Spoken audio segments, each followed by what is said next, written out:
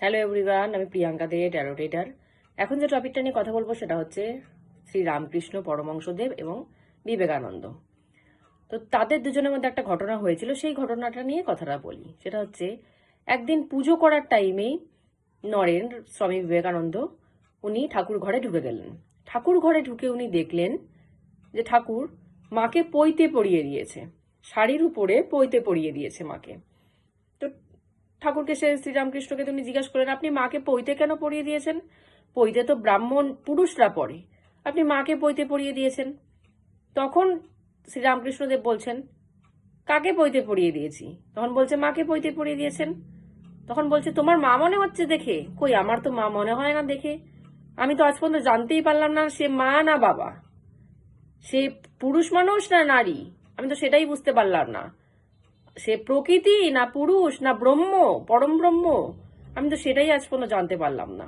আমার কাছে তো সে কোনো রকম কোনো সময় নারী রূপে আসে, আবার কোনো সময় পুরুষ রূপে আসে, কোনো সময় প্রকৃতি রূপে আসে, কোনো সময় ব্রহ্ম রূপে আসে। তো আমি তো তার লিঙ্গই জানি না, সে মেয়ে না ছেলে, আমি তো সেটাই জানি না। আমার কোনো সময় নারী রূপে আসে, তখন তাকে শাড়ি পরিয়ে সুন্দর করে সাজিয়ে দিই। কোনো সময় পুরুষ রূপে আসে, তখন তাকে পৈতে পরিয়ে দিই।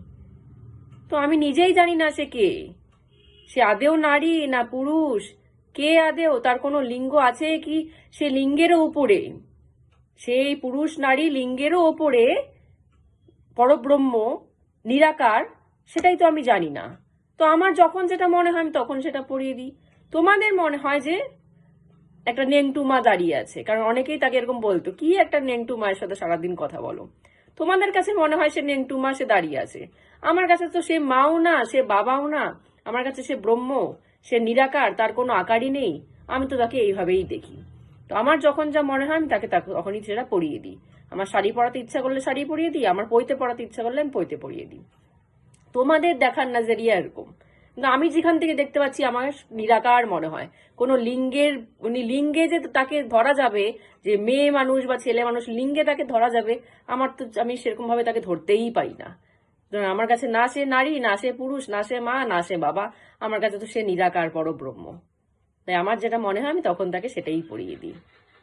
তো এর থেকে বোঝা যাচ্ছে যে তার থিঙ্কিংটা তখনকার দিনেই কতটা হায়ার লেভেলের ছিল, যে সে ঠাকুরকে নারী পুরুষ হিসাবে দেখেনি, সে ঠাকুরকে পরব্রহ্ম নিরাকার সাধনা করেছিল। সে যে ঠাকুরের কোনো লিঙ্গই হয় না, ঠাকুর লিঙ্গের উপরে, নারী পুরুষ সে আমরা এখন বলি দেবী দেবতা আমরা বলি, কিন্তু ঠাকুর লিঙ্গের উপরে, তার কোনো স্বরূপ নেই, সে নিরাকার, তার স্বরূপটাই হচ্ছে নিরাকার স্বরূপ। তো আজকে মতো এখানেই স্টপ করছি। জয় গুরু।